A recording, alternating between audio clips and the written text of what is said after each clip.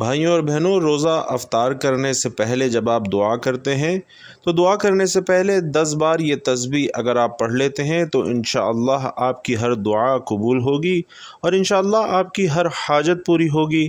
ناظرین محترم، جو شخص بھی ماہ رمضان میں افطاری کے وقت افطاری سے پہلے جب آپ کے سامنے افطاری کا سامان آ چکا ہو، اس وقت جو بندہ بھی صرف 10 بار یہ 2 چھوٹی صورتیں پڑھے گا، جو صورتیں بھی آپ کو بتانے لگا ہوں، اور پھر اس کے بعد جو دعا کرے گا انشاءاللہ وہ سب کچھ اسے ملے گا جس کی وہ دعا کرے گا، اس کی ہر حاجت پوری ہوگی۔ اگر کوئی بندہ اپنے گھر کے انتظار میں تھا کہ میرے پاس اتنے پیسے آ جائیں کہ میں گھر خرید لوں، یا پھر اور بھی کوئی ضرورت تھی، انشاءاللہ یہ عمل کرتے ہی ماہ رمضان کے اندر ہی آپ کی انشاءاللہ وہ ضرورت پوری ہو جائے گی۔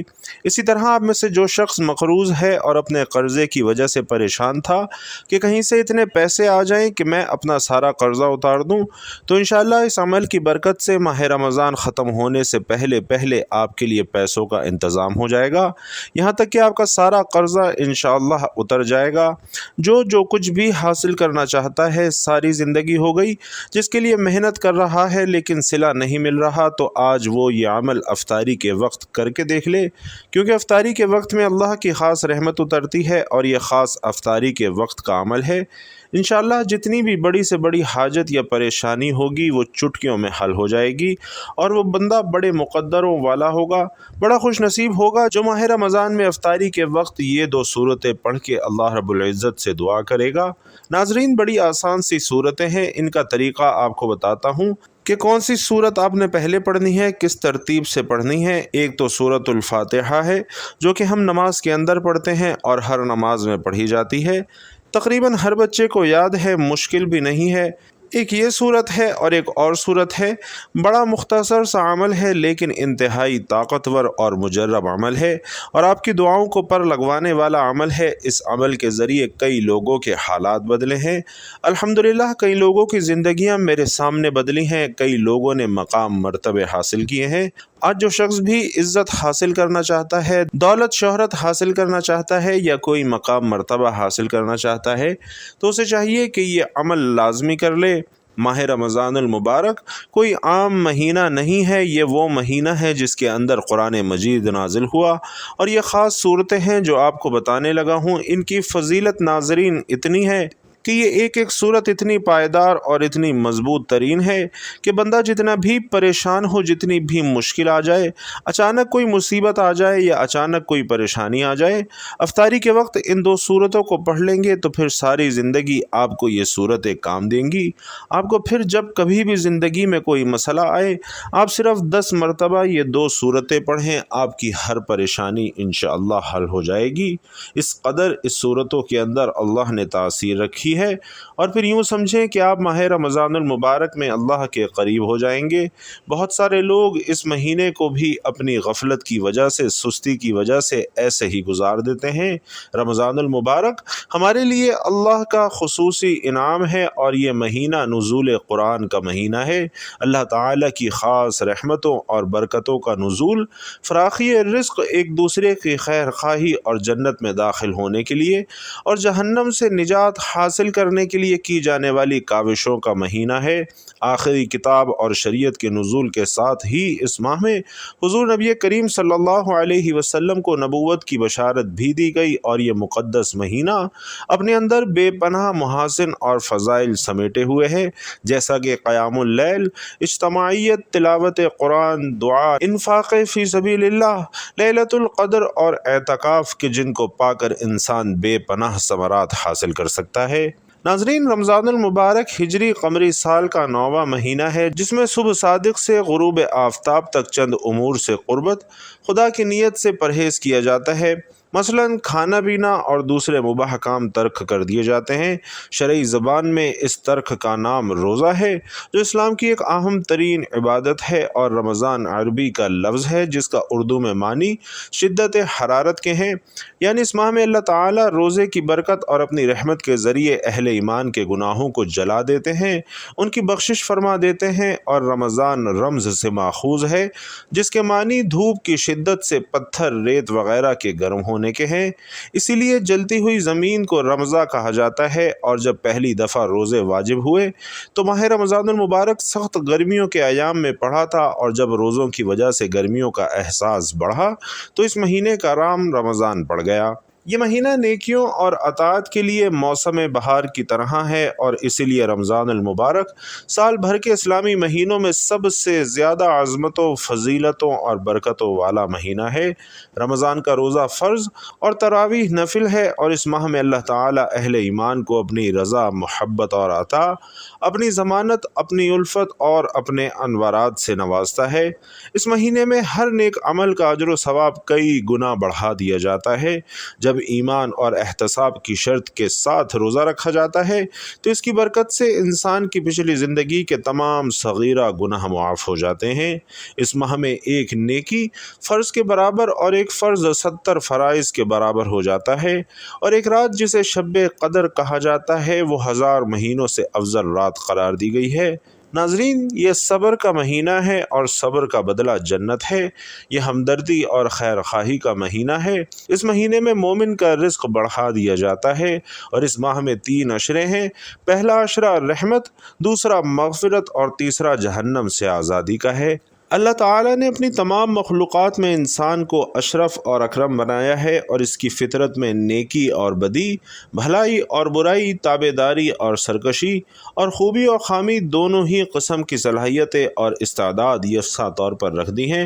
جیسا کہ اللہ تبارک و تعالیٰ قرآن مجید میں ارشاد فرماتے ہیں کہ اے ایمان والو، فرض کیا گیا تم پر روزہ جیسے فرض کیا گیا تھا تم سے اگلوں پر، تاکہ تم پرہیزگار ہو جاؤ۔ چند روز ہیں گنتی کے، یہی تقوی اور پرہیزگاری ہے جو روزے کا اصل مقصد ہے۔ تقوی کا معنی ہے نفس کو برائیوں سے روکنا، اور حضور اکرم صلی اللہ علیہ وسلم فرماتے ہیں کہ ہر چیز کی زکوٰۃ ہے، اور انسان کے بدن کی زکوٰۃ روزہ ہے۔ آپ صلی اللہ علیہ وسلم فرماتے ہیں کہ میں دنیا میں 3 چیزوں سے محبت کرتا ہوں: موسم گرما کا روزہ، راہ خدا میں تلوار چلانا، اور مہمان کا احترام کرنا۔ ناظرین، ایک صحابی نے حضور اکرم صلی اللہ علیہ وسلم سے عرض کیا کہ اے اللہ کے رسول، مجھے کسی ایسے عمل کا حکم دیجیے جس سے اللہ تعالی مجھے نفع دے۔ آپ صلی اللہ علیہ وسلم نے ارشاد فرمایا کہ روزہ رکھا کرو، اس کے مثل کوئی عمل نہیں ہے۔ اور قرآن اور حدیث کی روشنی میں روزے کی فرضیت اور روزے کی اہمیت، قرآن حکیم میں روزے کی فرضیت کے بارے میں اللہ تعالی ارشاد فرماتے ہیں: یا ایھا الذین آمنوا کتب علیکم الصیام کما کتب علی الذین من قبلکم لعلکم تتقون، یعنی اے ایمان والو، تم پر اسی طرح روزے فرض کیے گئے ہیں جیسے تم سے پہلے لوگوں پر فرض کیے گئے تھے، تاکہ تم پرہیزگار بن جاؤ۔ اور حضور نبی کریم صلی اللہ علیہ وسلم فرماتے ہیں: روزہ جہنم کی آگ سے ڈھال ہے جیسے تم میں سے کسی شخص کے پاس لڑائی کی ڈھال ہو۔ حضرت ابو ہریرہ رضی اللہ تعالی عنہ یہ روایت کرتے ہیں کہ حضور نبی کریم صلی اللہ علیہ وسلم نے روزے کی فرضیت بیان کرتے ہوئے فرمایا کہ جس نے بحالت ایمان ثواب کی نیت سے رمضان کے روزے رکھے، اس کے سابقہ گناہ معاف کر دیے جائیں گے۔ اور ناظرین محترم، حضرت ابو ہریرہ رضی اللہ تعالی عنہ سے ہی مروی ہے کہ حضور نبی کریم صلی اللہ علیہ وسلم نے فرمایا: آدم کے بیٹے کا نیک عمل 10 گنا سے لے کر 700 گنا تک آگے جتنا اللہ چاہے بڑھایا جاتا ہے۔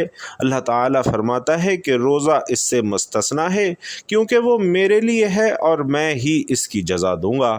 ناظرین محترم، اس چیز سے یہ بات واضح ہوتی ہے کہ اعمال صالحہ کا ثواب صدق نیت اور اخلاص کی وجہ سے 10 گنا سے بڑھ کر 700 گنا تک، بلکہ بعض دفعہ تو اس سے بھی زیادہ ہو جاتا ہے۔ لیکن روزے کا ثواب بے حد اور بے اندازہ ہے، یہ کسی ناپ تول اور حساب کتاب کا محتاج نہیں ہے، اور اس کی مقدار اللہ تعالیٰ کے سوا کوئی نہیں جانتا، کیونکہ روزہ لوگوں سے پوشیدہ ہوتا ہے اور اسے اللہ کے سوا کوئی نہیں جان سکتا، جبکہ دوسری عبادتوں کا حال لوگوں کو معلوم ہو سکتا ہے، اور اس لحاظ سے روزہ خالص اللہ کے لیے ہے۔ روزے میں نفس کشی، مشقت اور جسم کو صبر اور برداشت کی بھٹی سے گزرنا پڑتا ہے۔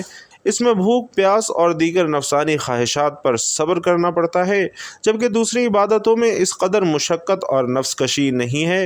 روزے میں ریاکاری کا عمل دخل نہیں ہوتا، جبکہ دوسری ظاہری عبادات مثلا نماز، حج، زکوٰۃ وغیرہ میں ریاکاری کا شائبہ ہو سکتا ہے۔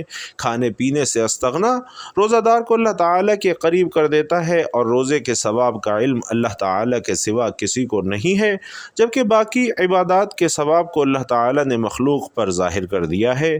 ناظرین، روزہ ایسی عبادت ہے جسے اللہ کے سوا کوئی نہیں جان سکتا، حتیٰ کہ فرشتے بھی معلوم نہیں کر سکتے۔ جزا صبر کی کوئی حد نہیں ہے، اس لیے رمضان کے روزوں کی جزا کو بے حد قرار دیتے ہوئے اللہ تعالیٰ نے اسے اپنی طرف منسوب کیا کہ اس کی جزا میں ہوں، اور حضور نبی کریم صلی اللہ علیہ وسلم چند باتوں کا اہتمام کیا کرتے تھے اور امت کو بھی ان کی تعلیم اور تلقین فرماتے تھے۔ آپ صلی اللہ علیہ وسلم شعبان کی تاریخوں کی جس قدر نگہداشت فرماتے تھے، اتنا دوسرے مہینوں کی نہیں فرماتے تھے۔ آپ صلی اللہ علیہ وسلم فرماتے کہ رمضان کی خاطر شعبان کے چاند کا اہتمام کیا کرو، اور آپ صلی اللہ علیہ وسلم نے سحری کھانے کا حکم فرماتے ہوئے فرمایا کہ سحری کھایا کرو کیونکہ سحری کھانے میں برکت ہے، اور فرمایا کہ ہمارے اور اہل کتاب کے روزے کے درمیان فرق سحری کھانے کا ہے، یعنی اہل کتاب کو سو جانے کے بعد کھانا پینا ممنوع تھا، اور آپ صلی اللہ علیہ وسلم نے ارشاد فرمایا کہ لوگ ہمیشہ خیر پر رہیں گے جب تک کہ غروب آفتاب کے بعد افطار میں جلدی کرتے رہیں گے۔ بھائیوں اور بہنوں، رمضان میں ذکر کرنے والا بخشا جاتا ہے، اور اس ماہ میں مانگنے والا بے مراد نہیں رہتا۔ روزے دار کی روزانہ ایک دعا قبول ہوتی ہے، اور رمضان میں روزانہ بہت سے لوگ دوزخ سے آزاد کیے جاتے ہیں۔ حضور نبی کریم صلی اللہ علیہ وسلم رمضان کے آخری عشرے میں خود بھی شب بیدار رہتے اور اپنے گھر والوں کو بھی بیدار رکھتے۔ آپ صلی اللہ علیہ وسلم فرماتے کہ شب قدر کو رمضان کے آخری عشرے میں تلاش کرو، اور جب لیلۃ القدر آتی ہے تو جبرائیل علیہ السلام فرشتوں کے ساتھ نازل ہوتے ہیں، اور ہر بندہ جو کھڑا یا بیٹھا اللہ کا ذکر کر رہا ہو، تلاوت کر رہا ہو، تسبیح و تحلیل اور نوافل کر رہا ہو، الغرض کسی طریقے سے ذکر اور عبادت میں مصروف ہو، تو اس کے لیے دعائے رحمت کرتے ہیں۔ اور اگر کسی نے بغیر عذر اور بیماری کے رمضان کا ایک روزہ چھوڑ دیا، خواہ وہ ساری زندگی روزہ رکھتا رہے، وہ اس کی تلافی نہیں کر سکتا۔ اور روزے کی حالت میں بیہودہ باتوں مثلاً غیبت، بہتان، گالم گلوچ، لعن طعن، غلط بیانی اور تمام گناہوں سے پرہیز کیا جائے، ورنہ سوائے بھوکا پیاسا رہنے کے کچھ حاصل نہ ہوگا۔ اگر کوئی دوسرا آ کر ناشائستہ بات کر دے تو یہ کہہ دے کہ میں روزے سے ہوں، کیونکہ روزہ ڈھال ہے، اور طبی لحاظ سے بھی روزوں کے بے شمار فوائد ہیں۔ روزہ رکھنے سے معدے کی تکالیف اور اس کی بیماریاں ٹھیک ہو جاتی ہیں، اور نظام انہضام بہتر ہو جاتا ہے۔ روزہ شوگر لیول، کولیسٹرول اور بلڈ پریشر میں اعتدال لاتا ہے، اور روزے کے دوران خون کی مقدار میں کمی ہو جاتی ہے، اور اس کی وجہ سے دل کو انتہائی فائدہ مند آرام پہنچتا ہے۔ روزے سے جسمانی کھچاؤ، ذہنی تناؤ، ڈپریشن اور نفسیاتی امراض کا خاتمہ بھی ہوتا ہے۔ روزہ رکھنے سے موٹاپے میں کمی واقع ہوتی ہے، اور انسان کی اضافی چربی ختم ہو جاتی ہے۔ کوئی مسلمان جو بیمار نہ ہو لیکن طبیب یہ کہے کہ وہ روزہ رکھنے سے بیمار ہو جائے گا، تو وہ روزہ چھوڑ سکتا ہے، اور اسی طرح حاملہ یا دودھ پلانے والی عورت کو اگر روزہ رکھنے سے اپنے یا بچے کی جان کا یا اس کے بیمار ہونے کا اندیشہ ہو تو اسے بھی روزہ چھوڑنے کی اجازت ہے۔ اسی طرح جس مسافر نے فجر سے پہلے سفر شروع کیا تو اس کو تو روزہ چھوڑنے کی اجازت ہے، لیکن جس نے فجر کے بعد سفر کیا اس کو اس دن کا روزہ چھوڑنے کی اجازت نہیں ہے۔ ناظرین، رمضان المبارک کا مقدس مہینہ ساری دنیا کے مسلمانوں کے لیے ذکر اور فکر، تسبیح اور تحلیل، کثیر تلاوت اور نوافل اور صدقہ و خیرات کا باعث بنتا ہے، اور اس مہینے کو پا کر دنیا کا ہر مسلمان اپنے اپنے ایمان اور تقوی کے مطابق حصہ لے کر اپنے جسم اور روح کے لیے تقویت کا سامان فراہم کرتا ہے۔ جس نے اس ماہ میں اپنے ماتحتوں کے کام میں تخفیف کی، یعنی کام میں کمی کی لیکن تنخواہ پوری دی، تو اللہ تعالیٰ اس کے بدلے اس کی مغفرت اور اسے جہنم سے آزادی کا پروانہ عطا فرمائیں گے۔ پورا سال جنت کو رمضان المبارک کے لیے آراستہ کیا جاتا ہے، اور ایک نیکی کا ثواب 10 سے لے کر 700 گناہ تک بڑھا دیا جاتا ہے، مگر روزہ اس سے مستثنیٰ ہے، اور اللہ تعالیٰ کا ارشاد ہے کہ روزہ صرف میرے لیے ہے اور اس کا اجر میں خود دوں گا۔ معدے کے خالی ہونے کی وجہ سے روزے دار کے منہ کی بو اللہ تعالیٰ کے نزدیک مشک سے زیادہ خوشبودار ہے۔ یہ مہینہ گویا ایمان اور اعمال کو تازہ کرنے کے لیے آتا ہے۔ روزہ اور قرآن کریم دونوں بندے کی شفاعت کریں گے اور بندے کے حق میں ان دونوں کی شفاعت قبول کی جائے گی۔ ناظرین، یہاں آپ کو ایک نصیحت کرتا چلوں کہ یہ عمل لازمی طور پر آپ افطاری کے وقت کیجئے۔ جن دوستوں نے روزہ رکھا ہوتا ہے وہ بھی کر سکتے ہیں، اور جنہوں نے خدا نخواستہ کسی وجہ سے روزہ چھوڑا ہوا ہے وہ بھی افطاری کے وقت اس عمل کو کر سکتے ہیں۔ انشاءاللہ اس کے بہت زیادہ فیوز و برکات انہیں نصیب ہوں گے، کیونکہ ماہ رمضان المبارک ہمارے لیے اللہ کا خصوصی انعام ہے اور اللہ تعالیٰ کی خاص رحمتوں اور برکتوں کا نزول۔ فراخی رزق یعنی کہ رزق اس کے اندر اتنا بڑھا دیا جاتا ہے جتنا بندہ چاہتا ہے۔ تو جو شخص چاہتا ہے میرا رزق بڑھ جائے، میری دولت بڑھ جائے، میری عزت، میری شہرت میں اضافہ ہو، تو اسے چاہیے کہ اس ماہ رمضان المبارک کے مہینے میں یہ عمل لازمی کر لیں۔ یہ موقع ناظرین ہر بار نہیں ملتا، آج آپ کے پاس موقع ہے، آج اس سے فائدہ اٹھا لیجئے۔ آج یہ موقع ہاتھ سے مت جانے دیجئے، کیونکہ ہم ساری زندگی غفلت میں گزار دیتے ہیں، بہت سارا وقت سستی میں گزر جاتا ہے۔ اگر آج بھی ایسے ہی کرتے رہے، وقت کسی کا نہیں ہوتا، گزر جاتا ہے جیسا بھی ہو، اگر اس کو اچھے طریقے سے گزار لیں گے، آج اپنی مشکلوں اور پریشانیوں کا حل نکالنا چاہتے ہیں تو پھر یہ عمل لازمی طور پر کر لیجئے، اور کوشش کیجئے کہ اس مہینے کا صحیح معنوں میں ادب اور احترام کریں اور اس مہینے سے صحیح معنوں میں بھرپور فائدہ اٹھائیں۔ انشاءاللہ زبان کے اندر تاثیر پیدا ہوگی اور ہر قسم کی مشکلات آپ کی حل ہو جائیں گی۔ تو بھائی اور بہنوں، آپ نے افطاری سے پہلے وضو کر لینا ہے، اور آپ نے اس عمل کو حالت وضو میں ہی کرنا ہے۔ کوشش کیجئے کہ بغیر وضو کے یہ عمل نہ کیجئے۔ وضو کرنے کے بعد سب سے پہلے آپ نے نبی کریم صلی اللہ علیہ وسلم کی ذات گرامی پر درود پاک پڑھنا ہے، اور کوشش کیجئے کہ اس ماہ رمضان المبارک میں درود پاک کی کثرت رکھا کریں۔ چلتے پھرتے، اٹھتے بیٹھتے اپنی زبان پر استغفار اور درود پاک کا ورد جاری رکھا کریں۔ انشاءاللہ اس سے آپ کے حسن میں بھی نکھار آئے گا، آپ کا چہرہ بھی خوبصورت ہوگا، اور آپ کی زبان سے نکلنے والے الفاظ کے اندر بھی اللہ تاثیر پیدا فرمائیں گے۔ جہاں جائیں گے آپ کو انشاءاللہ کامیابیاں حاصل ہوں گی۔ تو ناظرین، درود پاک آپ نے پڑھنا ہے، اور درود پاک آپ کوئی سبھی پڑھ سکتے ہیں۔ چاہے تو آسان اور مختصر سا درود صلی اللہ علیہ وسلم پڑھ لیجئے، یا پھر صلی اللہ علی محمد پڑھ لیجئے، یا پھر نماز والا درود یعنی درود ابراہیمی پڑھ لیجئے۔ اور ناظرین، چونکہ درود ابراہیمی کی فضیلت سب سے زیادہ ہے، اور ہمارے پیارے آقا صلی اللہ علیہ وسلم بھی تمام درودوں میں درود ابراہیمی کو ہی سب سے زیادہ پسند فرماتے تھے، تو آپ نے کوشش کرنی ہے کہ درود ابراہیمی کی ہی تلاوت کریں۔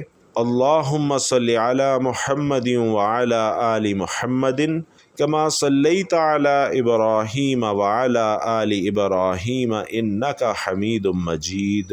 اللہم بارک علی محمد وعلی آل محمد کما بارکت علی ابراہیم وعلی آل ابراہیم انک حمید مجید۔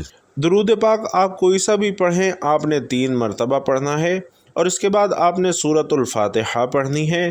بسم اللہ الرحمن الرحیم، الحمد للہ رب العالمین، الرحمن الرحیم، مالک یوم الدین، ایاک نعبد و ایاک نستعین، اہدنا الصراط المستقیم، صراط الذین انعمت علیہم غیر المغضوب علیہم ولا الضالین، آمین۔ اور بھائیوں اور بہنوں، یہاں تلاوت کرنے کا میرا مقصد یہ ہوتا ہے کہ آپ ایک مرتبہ میرے ساتھ پڑھیں تو آپ کو صحیح تلفظ اور صحیح ادائیگی کا علم ہو سکے، کیونکہ ہم میں سے اکثر لوگ تلفظ اور ادائیگی کی غلطی کے ساتھ پڑھ رہے ہوتے ہیں، اور ہمیں یہ علم بھی نہیں ہوتا۔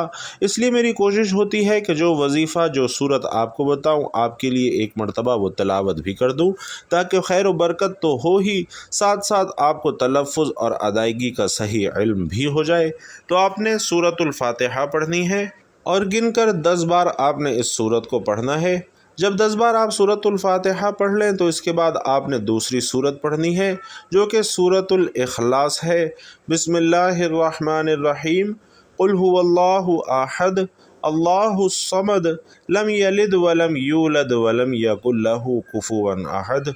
تو ناظرین، یہ دوسری سورت سورۃ الاخلاص ہے، اور اسے سورۃ توحید بھی کہا جاتا ہے۔ सूरतुल इखलास को भी आपने 10 बार पढ़ना है। इस सूरत की शान ये है कि जो बंदा इसे एक बार पढ़ता है अल्लाह ताला उसे 1/3 कुरान मजीद पढ़ने का सवाब अता फरमाता है, और जो 3 बार पढ़ लेता है उसे पूरे कुरान मजीद पढ़ने का सवाब मिलता है। माह रमज़ान अल मुबारक में तो वैसे भी आपको पता है कि एक नेकी को बढ़ाकर कई गुनाह ज़्यादा कर दिया जाता है, यहाँ तक कि इसका सवाब 700 गुनाह तक बढ़ा दिया जाता है।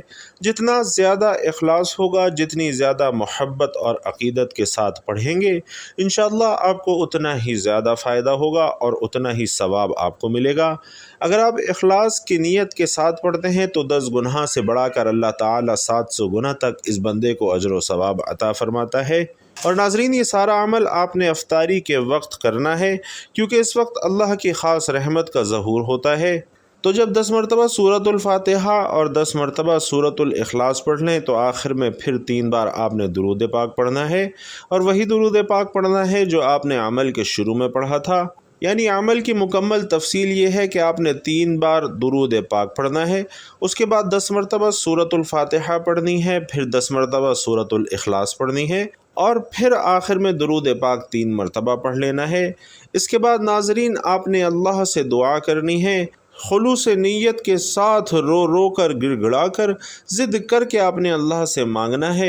इंशाअल्लाह सारी ज़िंदगी आप किसी के मोहताज नहीं होंगे, और ये अमल करने के बाद आप जो दुआ मांगेंगे इखलास के साथ मांगना शर्त है। और नाज़रीन, एक शर्त यह है कि आपने अपने दिल में ये वसावस नहीं रखने कि पता नहीं मेरा ये अमल कबूल होगा या नहीं होगा, या जो दुआ मैं मांगने जा रहा हूँ वो कबूल होगी या नहीं होगी।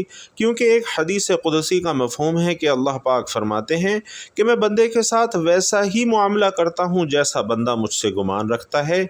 तो आपने दिल में कामिल यकीन और रब की ज़ात पर मुकम्मल भरोसा रखते हुए यह अमल करना है कि इंशाअल्लाह मेरा अमल भी कबूल होगा और मेरी दुआएं भी ज़रूर कबूल होंगी। नाज़रीन, इंशाअल्लाह ये अमल करने के बाद आप जो दुआ करेंगे अल्लाह की बारगाह से वो दुआ ज़रूर कबूल होगी। आपके लिए इंशाअल्लाह ऐसे गैब के दरवाज़े खुलेंगे कि आपको फिर कभी भी किसी के दरवाज़े पर जाने की ज़रूरत नहीं पड़ेगी। अल्लाह करीम से दुआ है कि मेरा सुनाना और आपका सुनना अपनी बारगाह में कबूल व मंजूर फरमाए। जो मांग सके वो भी अता फरमाए, जो नहीं मांग सके वो भी अता फरमाए। और नाज़रीन, आखिर में आपसे गुजारिश है कि हुज़ूर पाक सल्लल्लाहु अलैहि वसल्लम के तमाम चाहने वाले आखिर में कमेंट बॉक्स में एक प्यारा और मुख्तसर सा दुरूद सल्लल्लाहु अलैहि व आलिहि वसल्लम प्यारे नबी के लिए हदियतन तोहफ़तन कमेंट बॉक्स में ज़रूर लिखते जाएं। अल्लाह ताला आप सब का हामी और नासिर हो। आमीन या रब्बुल आलमीन।